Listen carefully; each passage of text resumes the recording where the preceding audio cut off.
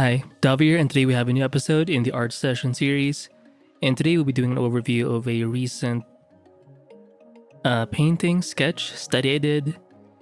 And what's interesting about this specific session was when I did this sketch or this study of this samurai sort of warrior, I was sort of tired, kind of lazy, and I felt that especially when I was doing the line sketch, it was super loose, way looser than I thought it would be.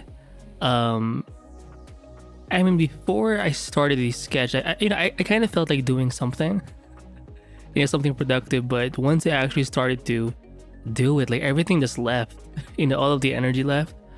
And it kind of shows in the sketch. But what I found out is, it doesn't really matter how bad or how undefined the initial sketch is. You're just there to sort of start. I think that's the most powerful thing that a sketch can do, is that it helps you get over the starting phase, right? Like it gets something done, and it gets you sort of in that momentum, or it begins that path towards creating something.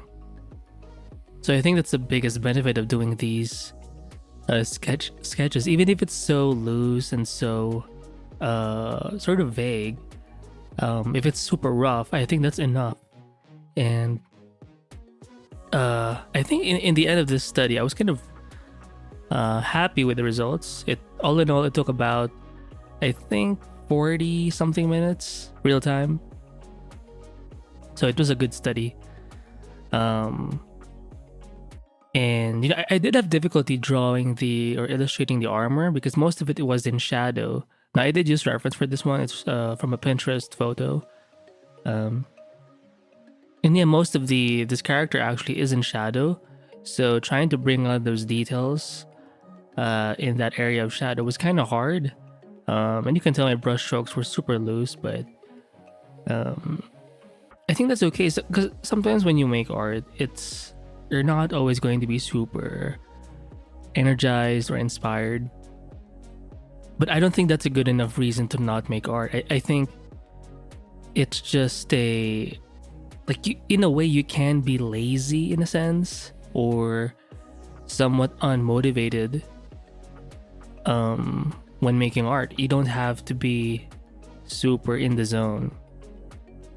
Which reminds me, side note, I did receive this comment. It's from one of the art reviews I did of this artist who does a lot of anime fan art, who has like a very painterly impressionistic style. I deleted the comment because it was so freaking. Did I hide it or delete it? I'm not sure, but like the way it came off, I've received some of these comments from in the art review series, but it's just insulting like the actual artist that I'm reviewing. And to me, I do take offense to that. Anyway, this guy, I have no idea who he is, but he mentioned how, like, this artist that I was reviewing would never finish a complete painting or something. Like, they're using this, like, they have a very lazy style. And I was like, really, dude? Like, it's so, like, I don't understand how someone would have that kind of reaction. Like, why would you say that in real life? And to me, it just turned me off so much, so I just removed the comment. Anyway, I'm not a fan of those types. I mean, you don't have to like a style to be so like dickish about it. And obviously it does offend me because first of all, I do like the artists that I review, but also I do have this sort of impression. I'm fascinated by more impressionistic styles. I do like super rendered stuff as well, but there's just something about very painterly stuff, where I can see the brush strokes. I'm inspired by painters like Alvaro Castañé. He's a watercolor artist. I just like his brush strokes, how it's so bold, so vivid, so energetic, those types. Or artworks like or the artworks of like Ahmed Alduri, John Wallenberto, like, they can do like super rendered stuff, but that's not the bulk of their work. A lot of their work is just using the basic round brush, basic brushes, and like you can feel the energy of the painting when you look at their work. So I don't think it's a bad style. So whatever. Anyway, going back to this painting, I think it started to flesh out once I started to add like the base colors. Well, not just the base colors, but once I added the shadow, like the moment you add shadow or the moment you indicate any form of lighting in your work, you immediately see the volume. So it kind of makes your drawing or sketch just a bit more real, right? Just by adding or suggesting a bit of volume. So adding that big shadow across this guy was a good start in that direction. And I also did add, like usually after I add the like via a multiply layer the shadow, I usually use a purplish bluish sort of color for that, or hue. But once I do that, usually I just move on and paint over. But this time I decided to use some soft brushes to add some gradients on some parts. And I think it's most noticeable in the armor, the shoulder armor on the side, the one that's being lit. And I've seen other artists do that. I think it's a good look. And it does help make your flats look less flat. If it was just the base color and the shadow, it would still work. But I think adding that subtle value change via some kind of gradient tool or a soft brush, I think it just adds a bit more volume as well. And I've seen this in a lot of artists that I reviewed in the channel, so I'm trying to apply some of that even in this simple sort of study slash sketch. And even right now, just looking at the time lapse, because I have it playing in the background, I do like how even in this view, like the line work is still kind of showing. It has a very I've reviewed a couple of artists who have this style where they still show their super loose line work along with some basic painting underneath, and I think it's a nice look. And I do again, I do have a bias for this kind of vibe, but yeah. So, but once I've added the base colors, the shadows, and also those soft gradients for certain parts via a soft brush, then I sort of move on to the next phase, and that's the paint over phase. And I think for the rest of the video, it's me spending time on that phase. Like once I'm done with the basic super gestural line work or rough line work, the base colors, the shadows, the gradients, then I spend I basically like sort of turn my brain off in a way. Well, not turn my brain off, but I'm just more relaxed because I know I'm done with the previous steps, and it's kind of a cool thing to have like a process for these kinds of things, because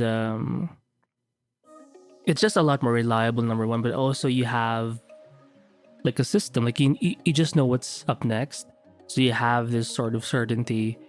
Even if your subject is something you haven't really painted or sketched before, if you have some kind of process that you can rely on, I think it's going to be easy for you to take on that subject, because you're not worried about how you're going to approach this painting or artwork, because you already have like a set of steps laid out for you. And you know, for this process, it's a very simple way of doing things. Let me just drink some coffee. So I think I've had a few episodes already in the art session series covering this or doing this specific process, and I think it's kind of reliable. It's super simple. It's not, I think I talked about it in the stress-free episode, something like that, where I was painting an Evangelion sort of mech character from Evangelion, the anime. And yeah, I'm glad I'm able to really like push with that or use that series of like, or that system with these recent sketches. In the next video, I think I tried something different.